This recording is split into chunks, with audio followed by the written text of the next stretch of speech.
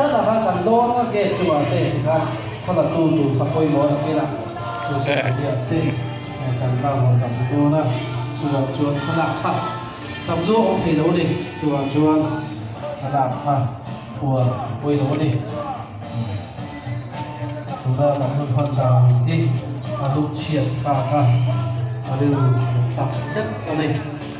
chùa hiện cảm ơn nào thế anh in local sonin anh xin lệ phèn còn sonin Mizoram te kuntra traga nông sản tham ka anh me ka eri tu ko anh đây đó xin lệ phèn ko anh thạc lại chút anh này á chung với thì đó tập tu lại hiện Mizoram chùa oma eri hiện mình nghe cái phụ ko ka tập riêng luôn là tập tu ta thì thấy cái này xí rồi chùa bằng chùa cái này chùa bằng thì thấy ông chùa này pe ba khadi pe kan ni silo ha atu naw te tan hian em jepi na sat tagin ma ala a ma dei hun kal ta ri kal ta te khan ai zo ku chuwa jadi ti kon sha an ne ya kha nuai nga chuang puisa kan huwa chung chu Myanmar ma tuna Myanmar ma ta anu naw lo chukta te puangin ka puisa kan hang go oni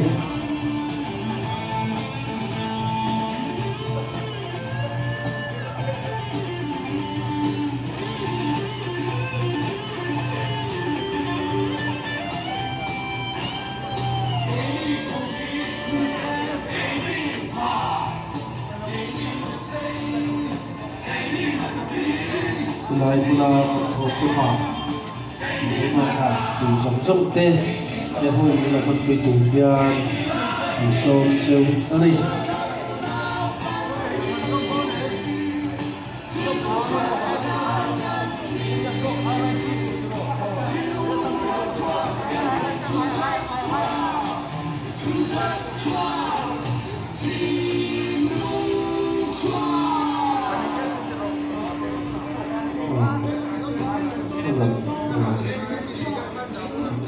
thấp mấy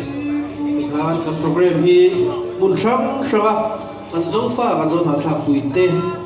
chi nào cái phụ khí rồi buồn sắm fa kan nào tên tu là hết là ngay cha mà có về đi hết cái program ban đầu về thì anh dar sa cái pa giải nào cũng đi phân tu tu cái vào nó về nào Brazil Sabah MP MZP President Dui Dibok chu tu na hian kong lama ai tam me ka ani hun ni man pui do ani sala kan tu na hian ai ni thane takkan kal khom to a tin helai muna Mizoram kan hausa kan ina hian kan in puya hian tam takkan om boka chung lama te kan rem chan chuan kan program te po kan hun set kan hun man lai chuan khoi kan hun man chung ngai lo te a in pan tui turin kan som chewa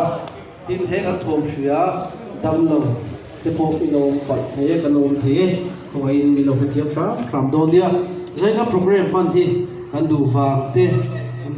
kan chang wang mang kan ni lo a tu lei min nang thua tu la hian he tiang ti lo thei lo din huna Myanmar sipai hoi mi data ka chuan hian kan mang do na nia zari ni kan bulta na tu chop ani hela chuwang chuan hi boina Myanmar lama boina khian en chen nge aw don kan la thelo chuwang chuan kan ru na kan u naw te tu na hian in le lo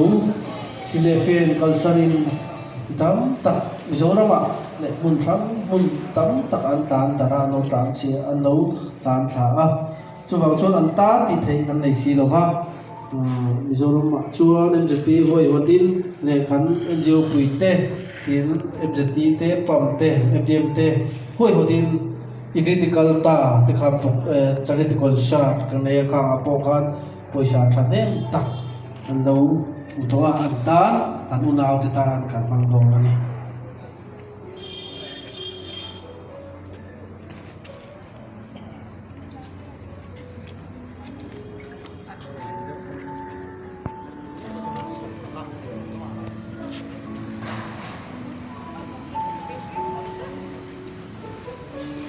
RIP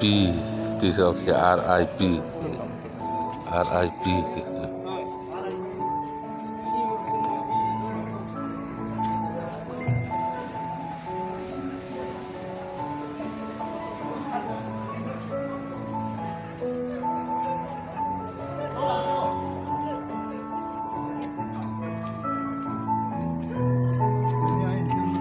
Mình sang bên bên mình còn phong vậy. đó.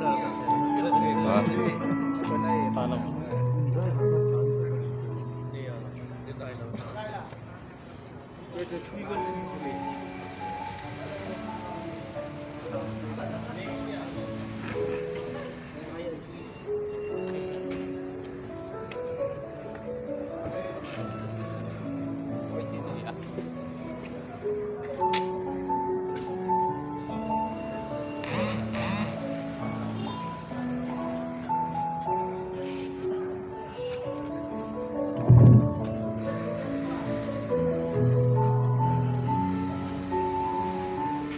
下来赶快他去了，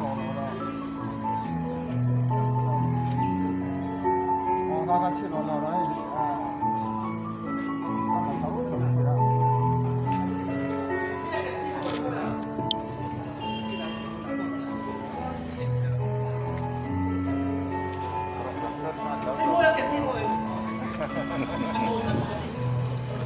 Program yang lumayan telah ada kang rồi đấy ngay từ đó.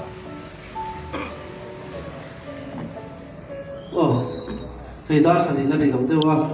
tin pu ve na alo la thleng lo boka dar sani han program chu kon trat tan tan tuanga zani ka hun ban da tur hi MZP General Tezra rama Tuan Gam nunau nunga cha Tezra te Tuan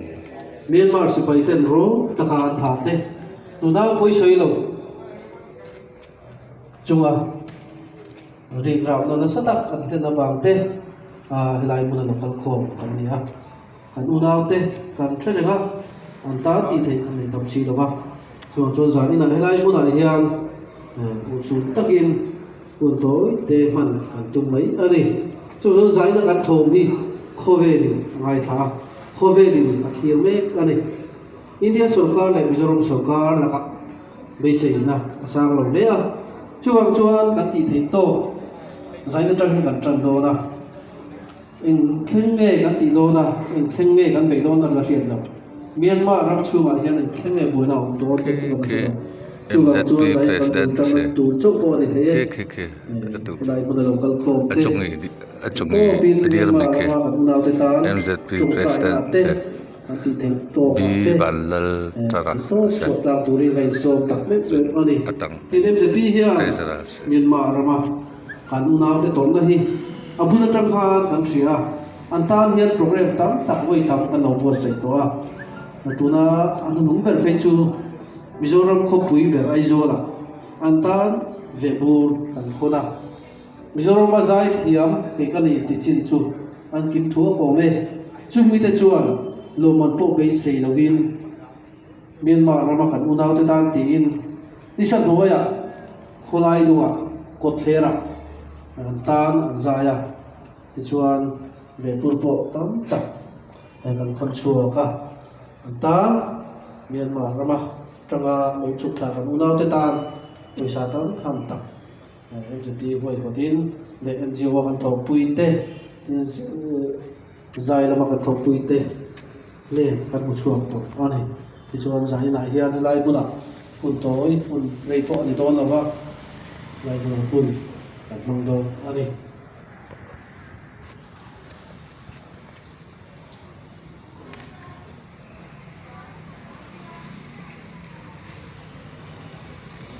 tuna hian MZP kan general secretary Hovin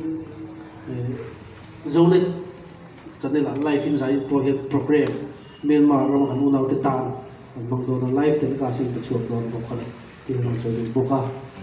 tuna hian MZP president pubi wanal ta na Hovin mi pali anu chutha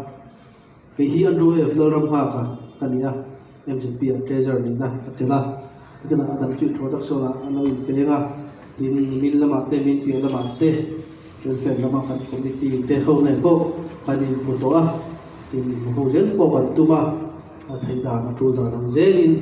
mà là cần tu mà này một chế độ bộ này thì chuan cái mà đi gì người ta gọi là cần gì người giải thì cái đồng thấy chuan giải thì thôi thì cái chế độ bộ cả thì cái mà đi em sẽ pi hiện giải thì bảo thế là hiện cần nào cần u nào nu bông sa ở mà đi tây là giải đồ đó này anh em làm bạn thì lâu sáng là cái pi lâu thêm thu là hay đa sản chung đó là cái traffic jam nó mát đấy đa sản đây là tổ chức xem hai đầu là ngay là lâu thêm phê đấy quân phải trần rồi nha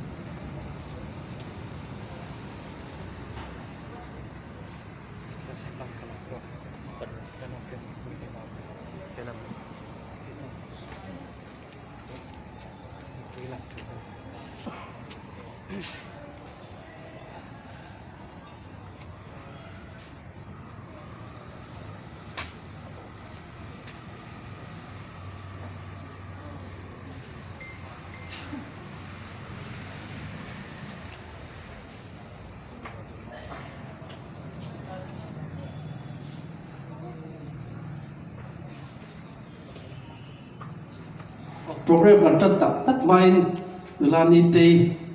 zai phot sela ani hi atul da na ziril na po kan ri khoi da na zirin na sanu thei do na ani zai the puri ma kho pai chuan la hi kan tan tak tak main han sa phot te sela ani min min ma ma kan unau te pualin ka han sa phot te sela e ka bu ka din nai lo ding mai sela chào mày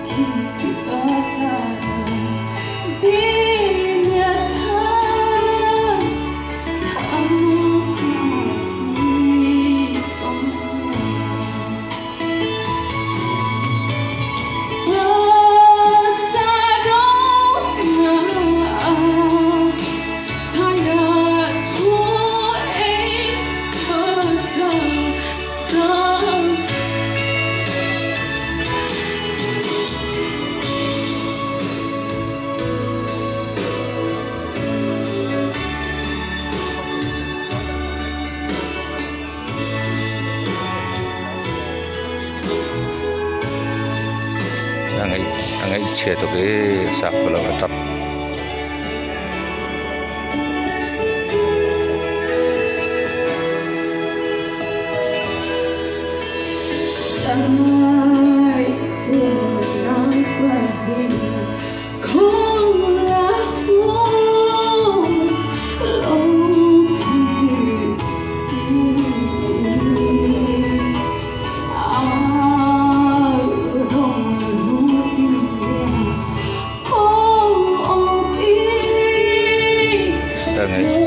ngai che to le tap lo ta tha chen sak ko lo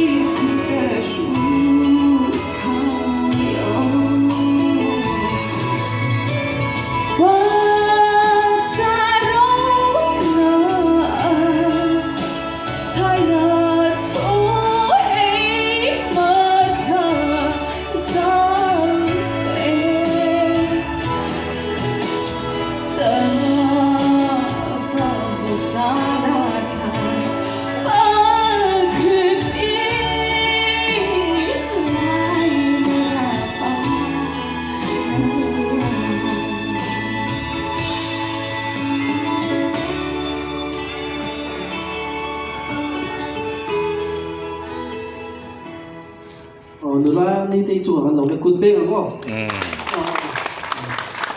ani kha han han kot chok dewa ti tu na an sak kha ani hi marama anu nau nu ni a mara ha ni lo sak kha chu wang chuan zo na thak ji la hian u nau tam tak nam tam tak chi peng tam tak kan wa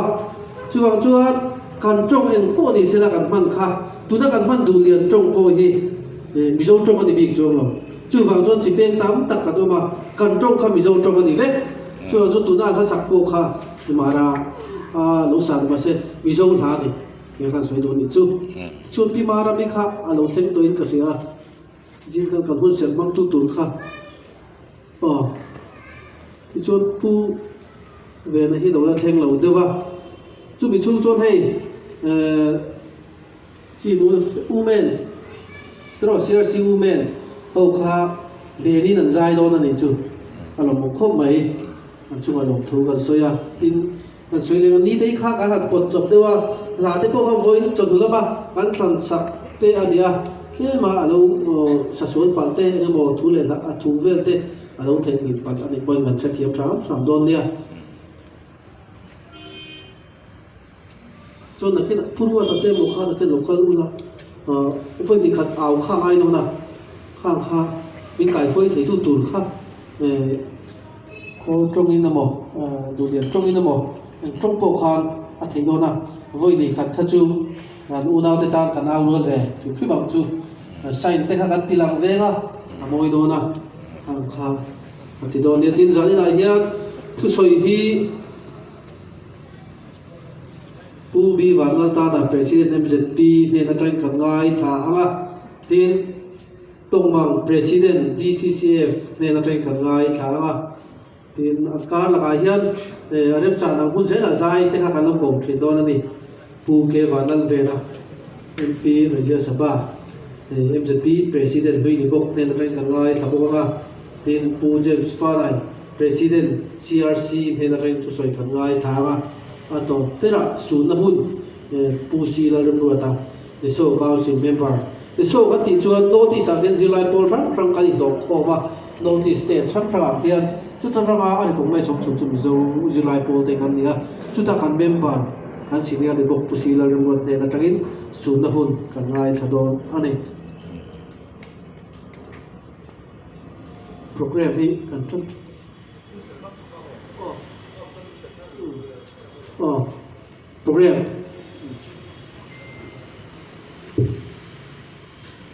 program tan do ni la a thang le te hun mang tura local khom song song te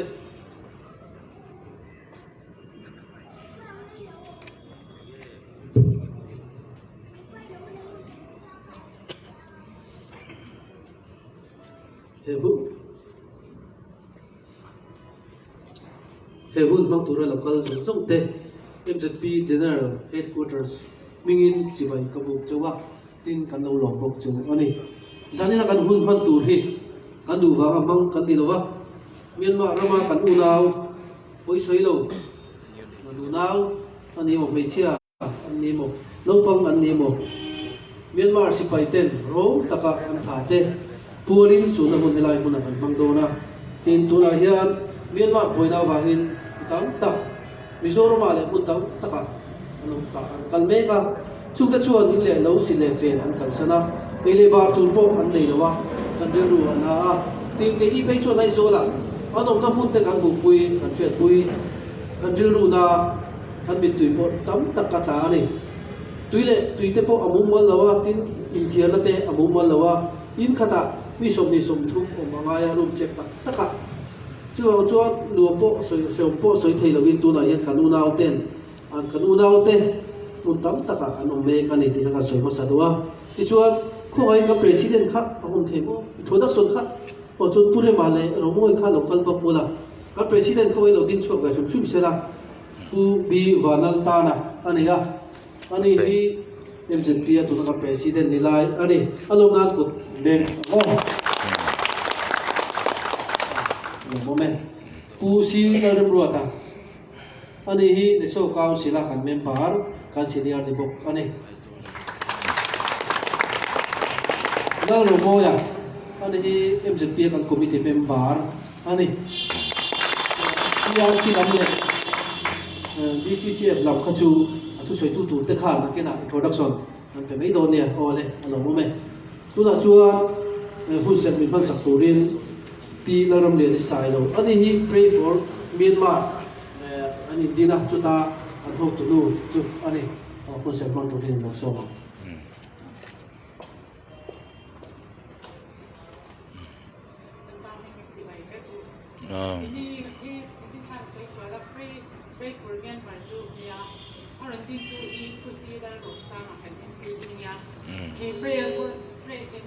Myanmar ki lali swatan ahawa tongchai ko lali swatan lali belani te duwa tongchai ya thil chalo tu te wangin tu na ko kan buaya thil chalo tu te wangin kan unaw te na te thi na te mang an na te to ko ni yan ni chumi ko tu tu ha local ko kan ni ha vinia e kan in so na yan kan ruwa wa lo chia e sa so chung pa sa le ni ko lo chia ra thil chalo tu te wangin tu ngai du su la fellow te ka ti te chu ma te su lo ke ang a tu nan kwai nga nin shi amin ang kwai lo sia lan pa chi ring la thil cha ro hera ma hian on la tin on la zero lan pa chuan lo ko ro ti chuan ti thin du zo ti chu a pe ang che yom dan tu chu lan pa chuan la ama chu ring la ama na ti tang ifel sia chu eng angin a chwa ti ranga i thiam chan sia ko chun lai ang main lan pa chuan so la ama chu ha fan jo awom dana van na dong tu awangin intru ngai du su ngai to na swal te pi tu awang chuan Atirani tapai du sam sia ki mal so se amen punia e kan kunau se e nan na tua le mang ang tua ti le tua ni กันตาเป็นจงใจให้อยู่ในบ่อกันประเทศเนี่ยนะกันดีคุยมาซ่านมีคนคุยมาซ่านมีประเทศเนี่ยนะเดี๋ยวจงใจก็Guru Piper Hallelujah Lalpa India ini MCP member tele kan unal te hetilai guna kan local form Lalpa infama local form ni kan ti chuan lalpa kan unal te parmaramat te lalpa yan mara ti du da na tuarin lalpa ramsre na swalin gnu an bitorin an beya lalpa chente chuan thi na te an tuaran lungai ma min chung kwa an lalpa nama in dokla an out home to lalpa ben lo ken se kan du ani isu nu nem lo chong sei soi tuk moi lo lalpa chung tina lalpa lo chong ta thamwan na kan dia che lalpa mamang tuar te lalpa thamwan na tuar te o thi na tuar te po lalpa ni thamwan na che lalpa fo inni MCP na program an siam song te po lalpa nangin tuar te kan ti thei na turin lalpa nangin shwai na nangin an wa shwai sakla an lung dola an rualin lalpa nangin kalang che lalpa kan pathian fo india inhe na kan ron dil thin thi ram lalpa Myanmar ki lalpa kan pathian itan kan ron hau thina ni o lalpa tu na an pui thiang ho zong te po kian lali su hi lalani ti an sha thei na turin lalpa nang ma an awa nang ma na man ron hoi thei na ni se kan phatu em lalpa nang ma chau lalpa em thei turin thamwan thei tu pathian lam hi lalpa an hoi thei na turin lalpa an tan ron dil saka tu na lalpa har sat na chu ei tur te mang tam takan omang chung te po chu lalpa nangin ei tur te pe turin chan pui var tu nai ringin ni angin de ahun te ra thini ni angin lalpa an te na chengla an ne na omla an ne na lalpa thamwan che chung zong chu mai min chandam tu lalpa so min ka dile Amen.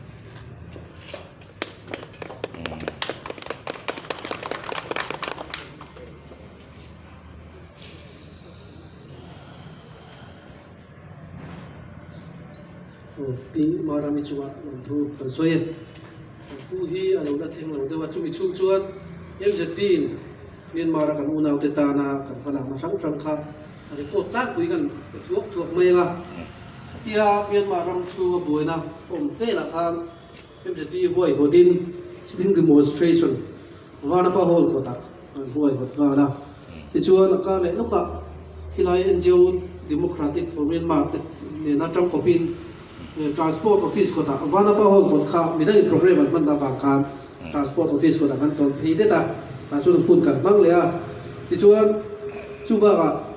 ran tlam ti me yang kan u na lo chu te tan hian ta kan soi to a media sang BBC te le kan soi seng lo bang Delhi te Mumbai te le India ram pui khang tangin Mizoram an lo thok lo chup ba chung mi te chun kan u na te ka kom an du thi sia chung mi te nan soi ko na chuan phim phur thu ha CID te anong ve thi box sia kan han phim phur de leka anom na mun te po kan soi lo wa tu na hian anom na mun kan kalchina bu fai te ei tur chi ram ka thei to kan pe a kan lai na khop maya a soi na sa do kan soi hak don chuan mi tu hi a dai thina ha ka du tok mai nga ti chuan an tan hian na sa takin ba kan la ve ni te kan soi du boka ti chuan kita Myanmar ram nai deu until Champhai headquarters a khian MZP kan nei boka Champhai lama kan MZP hroi tu ten na sa takin na lo tu lom boka aizon an lo ten thak mai khilaya Champhai lama te far kon lama te heta lungkon longtlai si ha lam thlengin ani vek anga MZP ga izar phat veka chung te chuan na sa takin lo boi pui boka ni ti kha kan soi du boka tin hemi lo chuk chung changa hian Assam rifle te nen hian anin kom hona an nei thina an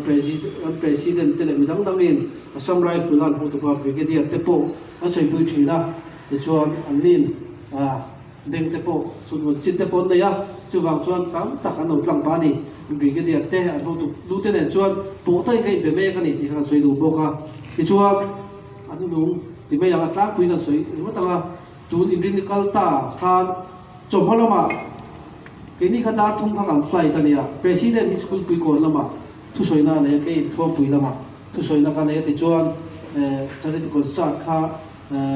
NGO te in MDM te MZE te le pam ho te nen khan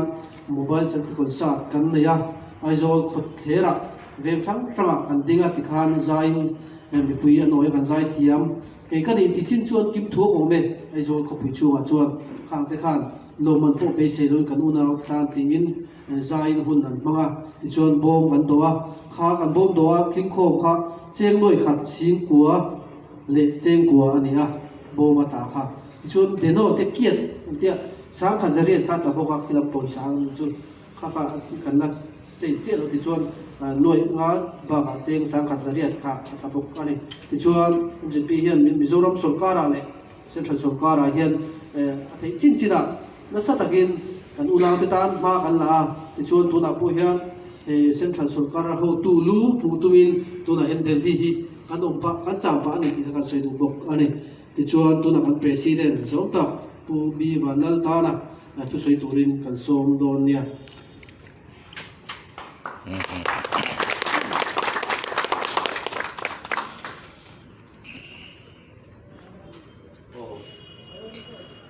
Ucapmen, kalau men, kan suai tu kan aron suai tu asalnya kan umpan cantik di kasuai itu lawang ah, di suai yang kan ini akan orang suka ah, bagian ni akan disusiap suai tu teh, nanti kan ini in limin lama,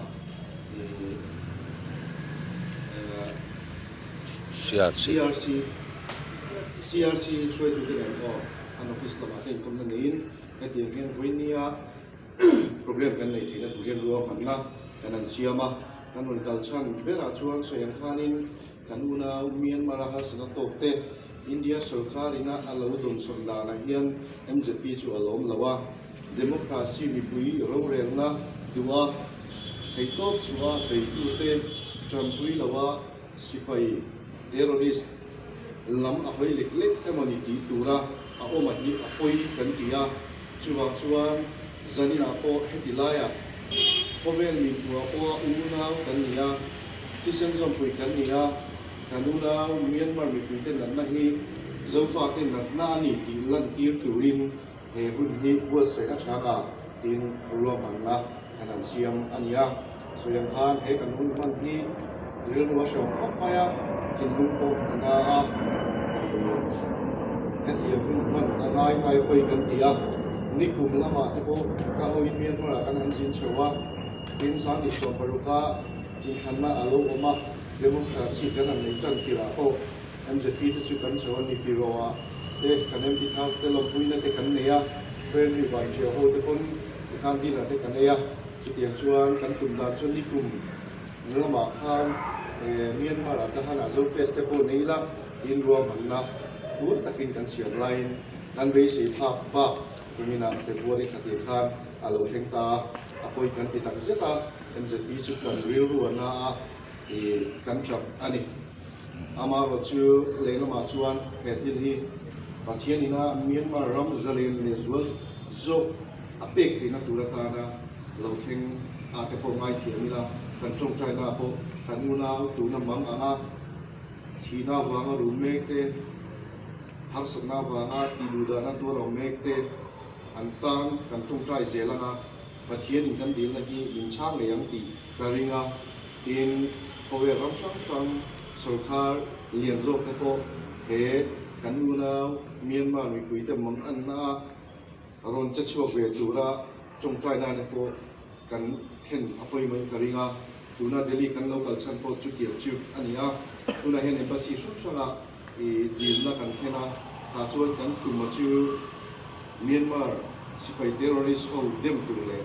Myanmar mi pui ro re na duwa tharum tel wa be tu te thawang hawa Myanmar digna chan le nge mi pui sarkar adin le nge thina tura khovel sarkar som te pona ni nazo ka mi pui sarkar ki an thop thina tura ta na ron nge turin ka mon kala embassy som lekha kan pe ko la hian US embassy ring China chu kan dong to a ni ne ni ni thoi thei tura kan in ngaya ta chuang embassy dang te po i Russian thengin kan deal te ka ani te po in min loron pe mai tura chun kan ngaya chu wa te po chun min chung trai ui turin kan han ngen le bok chewa in soyang khanin zofa te hun chon cha kan ama Myanmar ate India ramun sang ate in Bangladesh ate chendarin kan du bang reng di lain kan chu MZP chuan kan soi thina chu in kita ma chuan kun sang zo farm te ko hi thin lung lama in som na kan nei chuan i kan lai tum khat le zuan hi kan be sia chumi ta chu tiktok ko kan chu china kan chuai tu na siang khanin zo chung bi ko lawa lai chung ani mo mara chung ani mo ma pi ani mo en chung ko ni se mi zo chung pe kan ni kan da na nia ke ni ko hi lai pa ko kan ni boi tu pa kan nia chu bang chuan he kanuna Myanmar te na an tok na hi zo fa te na kan zawai kan tok na ni kan chiat thak le kan wa zanina kan thom lo chia le TV lamani mo phone lama changa lo en tu zong sang te kon kan una te tok na hi an tok na ni ti sia mang an lai kan in chan pui hi una kan ni hun kan in chan pui hun tu tak ko ani ti hi min lo chiat thar sak tu point kan an ngen tu chewa kanin muna na te kanin mangai na te soi chin mai la ataka thil ti om chuan lam chuan engma on sia anei lo ni chuwang chuan voini apo kanuna te torna wa hian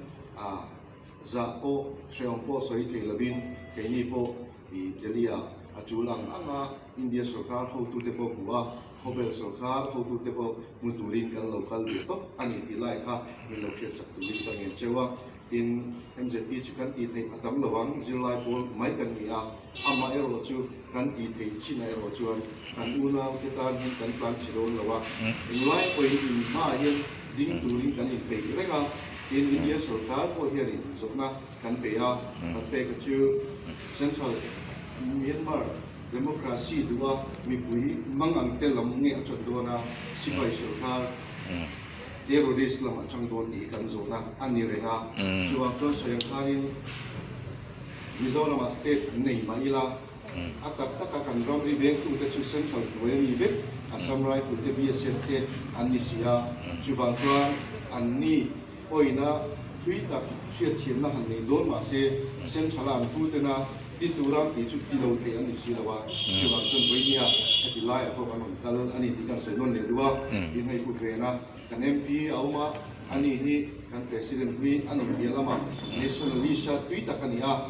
ani hena ve ema de to pa chua ni hatilaya central sarkar ho tu ko boi kam tak ado fuan ko ti po kan sia kan tha po mu ko maya hetiem MP zo fa te na kan le hi achunga po thinlung takin lom thil kan soi du boka ani kon te to min chu pui zel kan be se tak zet ani atom na kan chuan en po ni sela guna kan ni na khengila MZP chuan India sarkar in alom emo Mizoram sarkar in alom lo po ni se kanuna te kan chuan kan ti tu le kan hawa ka kan phak ang to len chuak tu ina to kan thengdo na tor achuna ni pon kan tuarang in zinga cha achul pon kan chapanga kan nui achul pon kan nui tla na pi MZP na kan dudan le kan real ru ani ti min che skula in lai pon ta kan ani ko ni sela zari na kan hun kiti laya harum ko tholawa digna mi pui zalen na duwa ral tuam delo pung zo tu te machine lu na po za pa mi alawa Myanmar sipai terrorist na me chia le no pang po zo lawa an nun na tu tak mi sing thiam na sang bel po na apek thei lo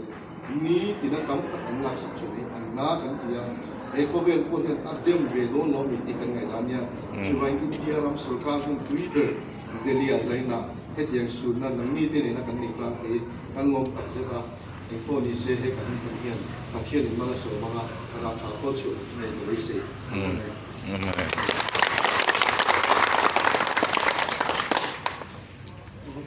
bi van lo ta na MZP president chuan an lo ma chuan soi ka ngai thale chumi thu soi zo chon CRC women in ho kha group song bo saturin in ready ula putong mang president DCCF kha lo chong sela ani kha DCCF lama OB te hanin mel chet ti na te introduction te khanin pa sela atro me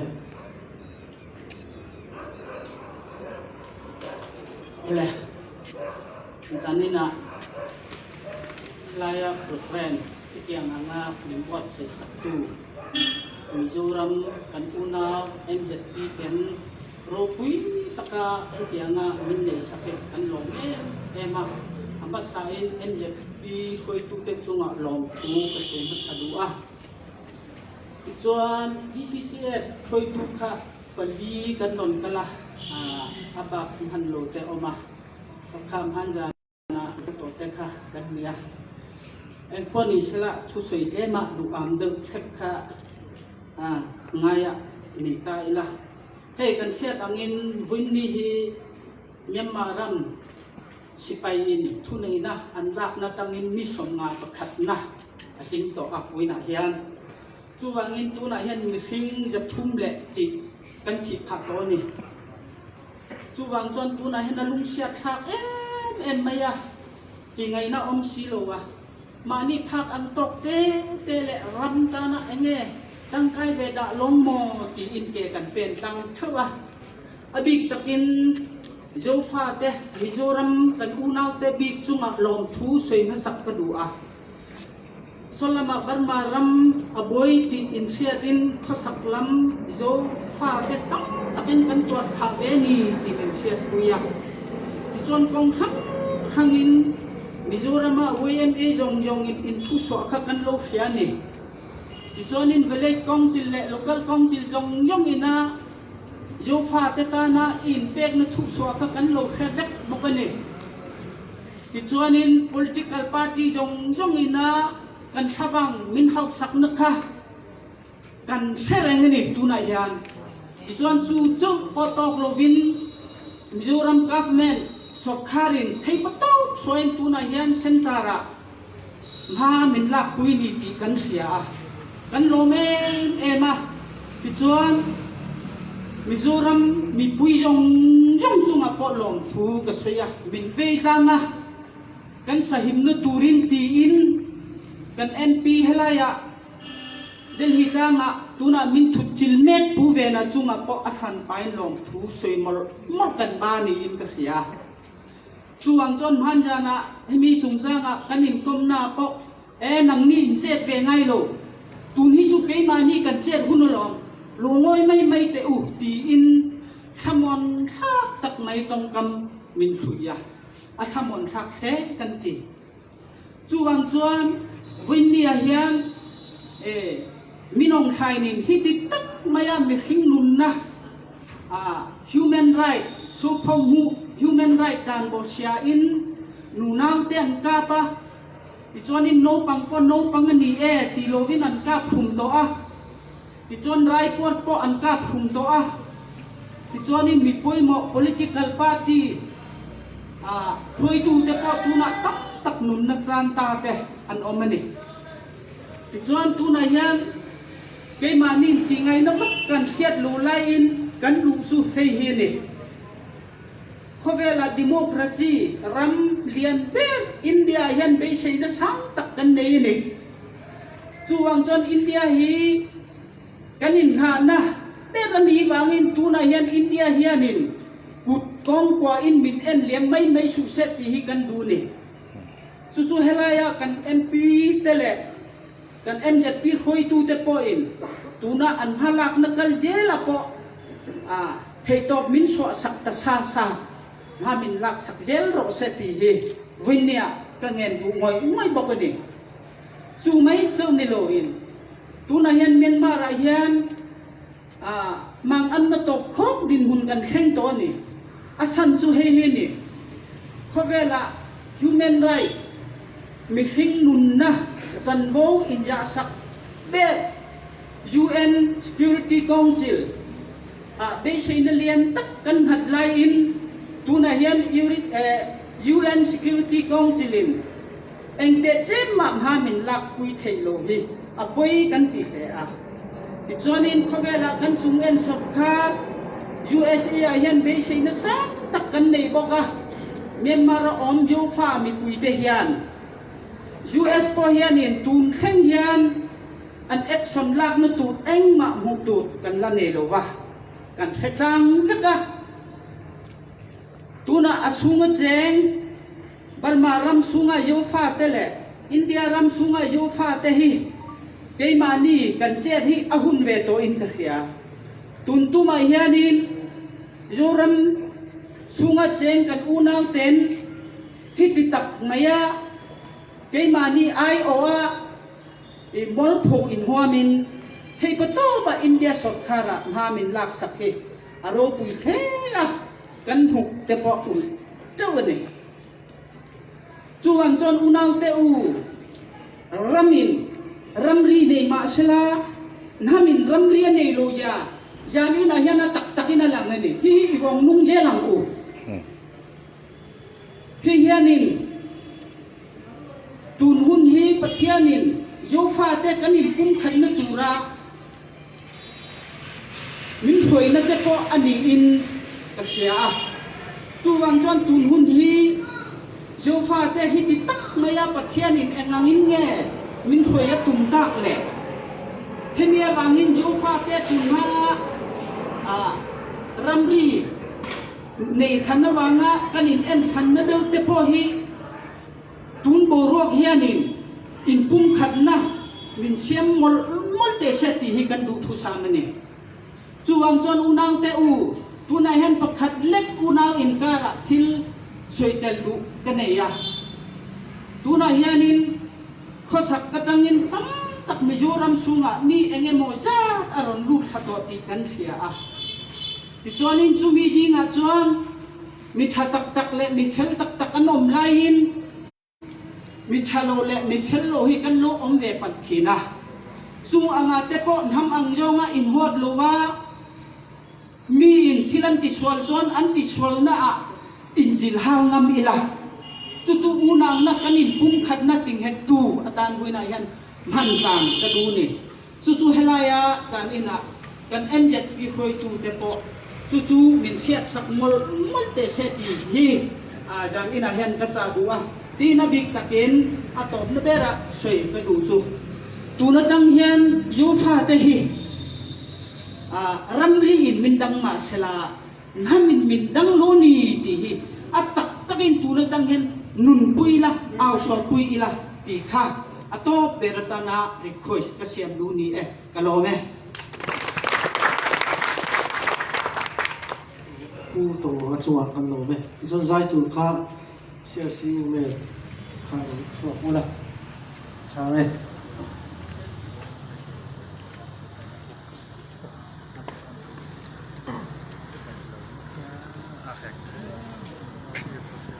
Betul betul dah. Betul. Adik semua. Tiap pelaw.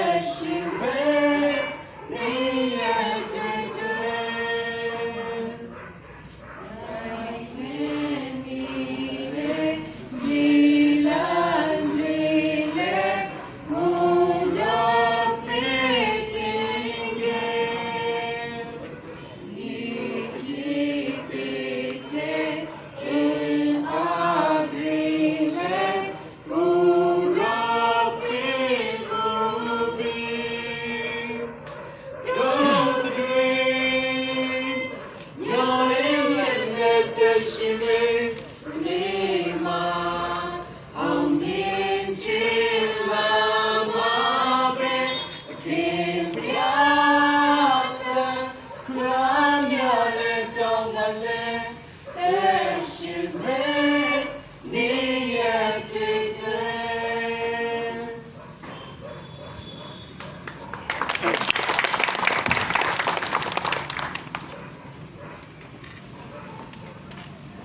CRC Women chu thuna soe puna chuan puke vanal vena Zia Sabha MP MCP President Lui Nebo soi torin ido soma Để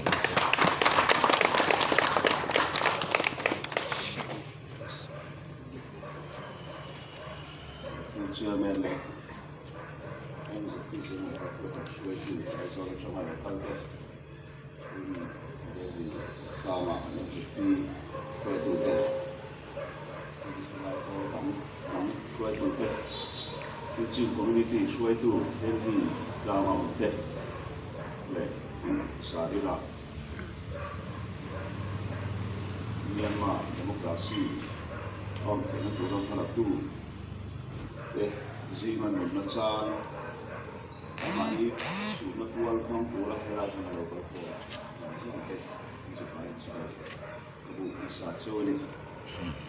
Hey, MZP, the report of Sway to that President Putana win. Live, community Sway to the meeting that and they are at the Apun, who let me work on my hand to swap it. Trong sẽ sửa chúng là giờ là mặt sân của hai số đông hậu dual hết điểm của các bạn tham dự các chủ đất ta na số đông hậu anh tôi tu anh office xã cái thứ này thứ na hal kami han để cái alo mình có sửa anh đi chung học xã mình hiện rồi cái số nào đó tin rằng là tên địa tin cả này traffic thế lâu sáng về bốc mệt bốc áp lực cả các trên về là mình đang lâu tại cũng thế bốc ở chút thảo thế là bốc thì thế bốc cái này thì anh sao nào cái gì cũng đi xuôi tu thế cái gì nào lâu kalau anh trên trái đó có lâu mà trên trái thì cái bốc cái rồi trái về nhiều số bây giờ traffic jam anh xoay đi giải cho cái bốc traffic jam thế anh xoay Kamari beta dia,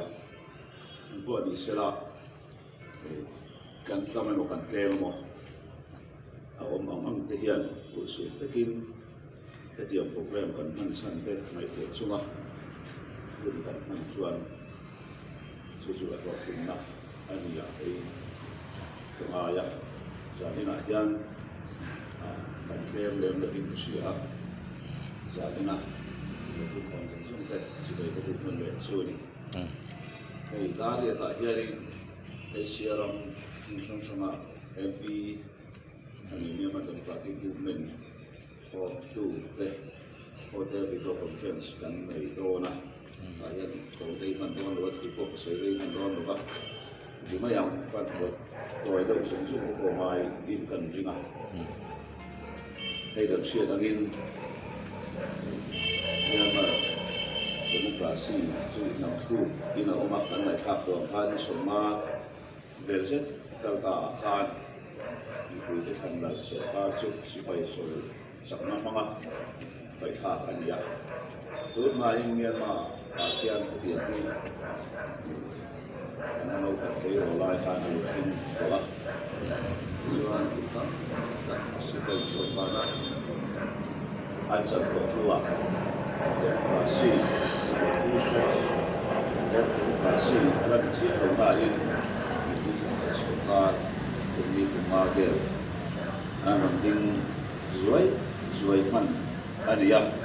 apa itu demokrasi ramai tak? Ada ni ramai tak dia macam tu kan di letak kat tu baru kalau kuat supaya cepat dia baru asal athurena lap jam tira do da na cuma isi pai tuam taka thurena an cham su ta kha ani le do ne mo te ko tam te in an ti ni me te ya tu chu mai ro wa ma lai ne ro an chi a lo do ba mi rizi na chari do da na te ana sa ta ni ya ki sa ko so re pare re ra khan mi ku no ku mi chi a lo bi Myanmar sirai bol buat dan demokrasi itu Indonesia kita akan atau akan dia Myanmar demokrasi sempat tentang anu untuk buka tiệm hun vậy thì về xem tòa khan chỉ phải hiện sập được dễ là chút tiệm ăn chút anh đi về trên đây có mà biết thế thì chúng ta anh đi về đi vào chung chung lại mà thu thu được cả sao từ chỗ mà hiện đầu đà na civilian gì cái trong đầu đà na thì chỉ có cái in zoom ai hun ai chuan đầu đà na thì câu đâu thì bùi tê hiền demokrasi kan kita ani do ni em kin kwa min di ko ve ni na ai ko mai ko ya ni bùi tê hiền trong đài trong ruộng ni na sia ta cho ta nói tham tổ khan mi em mới ra nấu cầm thế người chia thế ôi sấy đầu mình na cái thằng ấy luồng ra là xem tóc luồng ra làตัวเลยสมองมันก็จะเห็นเราเปลี่ยนส่วนกับชุ่มมากับในเดี๋ยวลำตุยเลยเราผ่านถูกกับว่าเรียบตัวที่ที่ไอ้ต่ำโซ่อันเราไม่ช่วยบอกอันนี้อ่ะให้ไปจงจ้ามาเฮียนเช่นปัจจุบันในอินเดียสุราที่สิไปสุราจันทร์โซ่เขาที่โอ้บังก็เฮียนอันสวยจริงอ่ะhama lo chu shiat ka na kan ta na lo chu India sarkar hian sipai sarkar hi tiang in acham san pa ko ani chu ba India hi chherom te rama hian ai lo mai me lo chu Indian culture lu ma chan India culture ke ani lu chherom ram te ra an ne a ram li te non son ve la hel te non ti lu te tia anon ti ani lem lo ti suan chen om rama hian India hian pasi pai le ti hian a in ro kha mai anon do ma sa ni lo chuan chu India culture da le ti ani a ta chi ani to chu ma ko hian chu ani lo ba so ka lai ti hian India so ka hian Myanmar Rama demokrasi cakap adil kita. Boy soi do cuma India adil do ni India sokat dia. Itu aneh itu aneh. Bantu kalau ada India kan dem lebih China. India jauh lau parmaram servera. Parmaram cuma masih payah pun ingat anti talk to ra thum ne ra lu tu China te Thailand te India te ram ba hai ba te ta chu ma an om chong ra tu nu nai India i sia India chau hi a te chu ani yang ti ka ri te jo ba chua ni ma akal lem lo ba ni ma ko akal lem chong lo ti te ben ni bu te bin mun te bin ko lo ti India so ka ya so ba lai ti ti ra ni ti ya, kami cakap ngahian Vice President of India, jadi saya chairman saya ni lah, dan doa, cuma cuan Indian Home Secretary dan doa Indian Home Minister of State dan doa saya Indian Foreign Joint Secretary yang malah Bangladesh satu, ya, boleh dicekkan doa. Setiap India orang supaya hotel intelligence suatu lokal hotel dan ini apa? Sekarang lagi ini dulu itu yang sekitar suatu Asia, macam dulu yang sekitar sekitar berapa? Amai itu India sekarang ya Myanmar demokrasi din dua malatu dari India yang soba hemi apa mah memecahan dari India yang atuara asu kuyeli dihi sani loki ko dengan usia dan India ramai MP jadi yang susu kasoi dua ini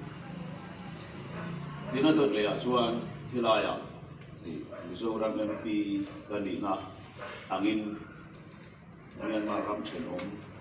state pakhat state pali in Myanmar kan chen oma chung si ma ka sakla una te na aron ber le aron tlang aron na deu ber state MP te kani abang ke mani state lapang riu le kai noi lam te kan ta lam le ama sin do khan lai chamagara khan BBC Kalai Hian Nung Zota Matinge Zoram Pika Hian Lemba Refugee Arung Kal Senom Damapo State Damapo Hian Arung Kal for Hio Proxy Lova Matinge Zoram Hian Arung Kal Hoi Pi Lemba Refugee Pika Zota Achan Dakshia Te Miro Masela Achan Miro Lama Tamai Kan so yang cucu tu lah pada kantaran tu lah. Tapi dengan British in Miran of Majuan Chin Hills le, dengan Mizoram Myanmar ramah Chin Hills le, Mizo India ramah Mizoram le, Manipura district yang mengesat le, in Bangladesh mun yang mengesat le, Tripura mun yang mengesat le, di Assam state tak mun yang besar te, thà tu mun nam khat, trong tu mun, dan dia kan trong klem ni tu te, alam te in am lo sen jo te mak sela, nam khat, trong khat nam thà tu mun, dan dia, laram pakhat buaya lo mai lah, tu buaya lo in nam khat, dan dia, masa British dan ram di mun ngavela, bin cerdas sebab. Myanmar ania, Bangladesh ania, India ram ro, Tripura, Assam, Mizoram, Manipur, Rampalia, Muslim sama. There some left international boundary then, in Thai dan Masela, dan lai thak lokal. Ramin, Ramri Muslim Masela, dan Hindua, Una Pandina, Namkhat Pandina. In som na hiyaw kata in pusing hiyaw lo mai la kan thim lu mai yan kan thi sana min zom tu au tat mai so ba so ka ka international boundary le interstate boundary na ashe the ka ni lo ba nam kha adi kin Chin Hills tu na buai na Myanmar buai sungcha te akun lai ani ko ba Manipur ram le Tripura Assam ki lam ka su pa kayo untuk cộng đồng này Chin Hills về Mizoram thì đốn mai ram sang gần ngay rồi ram sang có gần ngay rồi mà rồi British thì đang phát triển mình xem apa mình ram pati Myanmar le India alo ta ni maya ama to soi to kha chi ti om chon ram pati om mai la kan du guna kan han soba anden du guna aron suklea lu pui pasal te kan nei pola asuma al kan ei sa re ba in India constitution oi nan ni sia pui ia oma sin lu sai regulation te oma ram ria chavin bolo mela mel som di Myanmar la mai mo Mizoram la mai mo sare takin kan tal karin kalpo athia na chu da au ba chu ni ram khat kan ni sia nam khat kan ni sia ati lam chen le mai chu ni bang chuan chi di la pon min ma ya ma ni lo pa sam lam tena na kan buaya kan kong te an lo ko in chi di chop ni na chu lu mai su e ni da lo se ka lo na ya ka someone here te man ka ka chu ba chuan apu ni ji de ini kalau mau ke ini bicara dia ke ini dalam cuma paling suam paling dulu suam paling dulu samrupan untuk sehari dia tak boleh coba orang kesam hal dia orang mak kita tak saya mak berlai cipu sama lalu tuan tu siapa itu orang mau di suam paling dulu Tapi yang kan har sana to sok kan har sana to lo sok dan itu sự nắm khát gần nhiều bạn u nào tập tập cho chi lệ mình sâu tê u nào gần nghỉ vì tiền ăn suy chỉ là mà cho mình bị làm chịu gần nghỉ mà hiện giờ chi lệ mình sâu thì u nào gần nghỉ mấy rồi nắm bắt khát gần u nào nghỉ mấy rồi nắm khát gần nhiều chỉ điều sao hiện khẩu sinh ra mà khẩu sinh ăn tắm mày khẩu sinh trồng tiền là mà cái mình sâu lắm là mà còn ông khẩu sinh gần nhiều khẩu sinh trồng phát triển trồng sinh chỉ hiểu sao khẩu sinh lệ mình sâu lắm mà khẩu sinh cái gì à cho bằng cho chỉ lệ mình sâu đi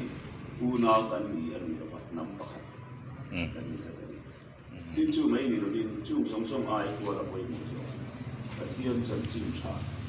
sẽ tuần đấy chân nằm nó cũng đấy mà asin nằm về cái gì chú chú đâm ra asin sân thì cái này chú mấy đi vào cái chú anh ari oma cái gì nó mà cái chú anh chú ông India nó mà sẽ Myanmar thì chơi cả cái chú thì anh được không thế sao cái chú cũng phân biệt cái ông dân cũng có thì chú theo vào cái chú anh ăn đủ học đầu coi lấy thì kan pasir kui lo pak yen lu jadi in an soy le lo le ti ya ke ni lama so lama ti ya hari ni ya lu ha te lu tambi ya di si ta lai ni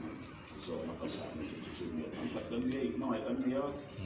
ni la so ni ti te kan ya ni kon min pu ya ka ni kon ya pu ya chu ni ni cha bim kan chi ni se ro ta pu so ro thama la so ni se so la no lo so so ko ni so ma par ma ro chama kan tu na ko ra cha alo ko so ka ti to tin ta lo ko ro to na ni alo so ko ko ka atu a ko he a ala so ni so se la ni te in shi ko ka chi ni se so ta ma la ai adu tu da ni ti ya a ka ni so se ya rồi thì cũng là cho các chuyện là bên India सरकार जो लमा ये मर किसी लोकल ते atuam dom na asan paim san puina pele lo masela bizo ni puitena kan una ten ni no so kan ten tilo kan lo tuam dom to na India kan chamta kan chi bi lo kan chamta ti official tak ni si ro hian hiam tu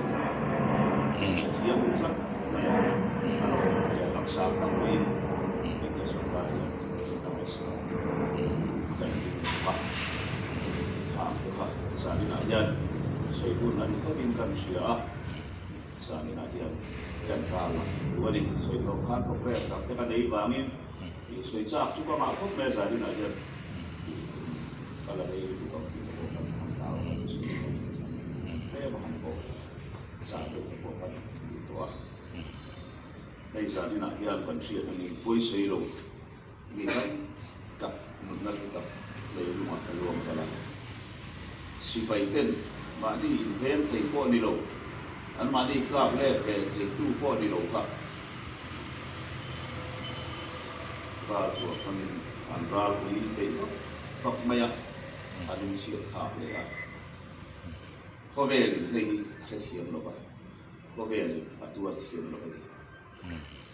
có vẻ khơi ra mà có si bay anh ta coi một cái anh qua lại đi về si bay ngã chút anh mà anh đi citizen về Indian Army ina anh ta coi một cái Indian mi về Pakistan Army ta coi một cái Pakistan mi về sa anh mi về Myanmar Army duty masalah tu Myanmar civilian tele.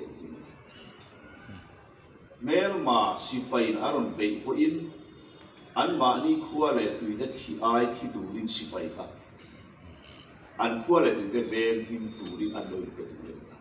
chu chu sipai an chan chan ko vela sipai zong zong sipai ni chan chu chu Myanmar ka an ram le nam an khuale tu de ven him sipai to an lak chan silai ka an train chan ma se ma ni pui te lama silai an ve ka ko sipai ka sipai an thum ko sipai kha sipai ani thei to Myanmar rama chuan ven him tu ra mai sipai te kha an ven him tu an mani no ba an mani por puite an mani tlam ni puite ra thua po nei ve thei lo an mani pi na tu po ni thei lo an ka po nei na tu si ti ani lo ana me thui ta sei zui tu o ma ama ka chu thui ta ka sei zui lo ma hi chi a changin en ula hi si sam kuma chama khovel hi chi kan chiat le yang ang po an chi ri lal nun rom ta sipai nun rom tak te chan chin chi a tu ri kam le ma se lal nun rom sipai nun rom te an tlo tak mai lo tar pun he ma dam di so in an ba mai san chu ni shin nun na hi pathian siat na ni ni shin in du du la mot tu ra ni lo la mot thei ani lo ni shin poi sei lo ma ni in poi vel thei lo te nun na la mot chi ni pathian ni shem lo ni a chu mai lo chu ba chuan e kim chu ma ro ve tu pathian pian he thil chalo tu an chu ma na ki na ko vel ko pa chu an shem mu a tlatura ba shem mot ni lo ni he dam school ni kan dam school ni yan ka ti an thil chalo tu chu ma yan pathian de kin te ke yan ko chi ni ka za ni na ya shi ni na chu ba zon za ni na de demokrasi tu apa ha demokrasi ya lo te ke tu a mala apa ha ni sa tu so ni sa ni si bai sa ni na yan ka tu an nun na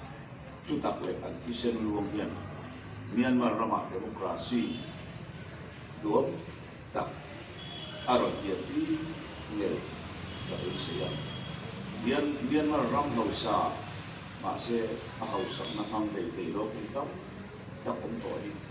ko veli na apa atlan tu la ram nuam ram hau sa ram zale ram ral nuam alo ni ke na tuin an mun na hian na ro ti tak thi thu a soi ro thi ne yan ti ti ka ri ma ka bei se ko ka cái đi gia đình rồi cũng còn muốn dùng cái hiện si bay cái chung anh thiên bùn na vàng em một si bay cái buat na vàng em một đi là din hèn thiam in riu thiam in đã có anh đủ na demokrasi lần ti tu tên na tu tập cán giả na vàng cho hiện hè demokrasi alo dần thế được hiện cái riu đủ cái này của nó cái thế nó dùng dần xe đi sila Indo na yan buat na apa kubalak sa na apa na sa tagin bisima hidur na araw sa ufunchi amay raw su kubalak sa apa te buat na apa te movement na in atlo mayo baru sipayo buat na tinlung apa ma kung ho sa nila yan karing lo amai ro chu he demokrasi atana nunna la tu de mangai na leinat na an principle join du aba zo tin sa na ye ke ni o kan local ko ani yu ga chuan par baram na hian rem na le mo na lo om se la army te hi an chan che moi ro se pi lam hi kan ri ru ko lo se la army te thi pi ro se ti lam te ka kan ri ru ye lo se mi pui khan lal sarkar hi chata kin ding se sipai sarkar le in rem takin om se la sipai lal aniamo sipai ban ma aniamo bar baram ral mo na te bar baram hausak na te civil mi te na ring takin se la mi pui khan lal te ne hier in me takin ro re ko se la ti zani na ya ka se mi pui te chak se sipai te ki chan se vek se ti lam kha ke kari lo bian bara hian mi pui khan sarkar piang se la chu mi pui khan sarkar te thun noya chon thu oi te ki army ho piang lo se ven hin tu ni ro se ka ti ma koi khoi lo koi soi lo te chuma an thil di chin bi sim to ro se ti hi za ni na cái đúng em anh ấy ở lại tổ cái là chuẩn gia đình lo cũng còn rồi xong thì lần phần kan đủ na te kan mang an na te kan ảo la te min lo thi a lo thi te tu rin mal min so se la min chan pui nei lo se mi kha ka so te ro se ro me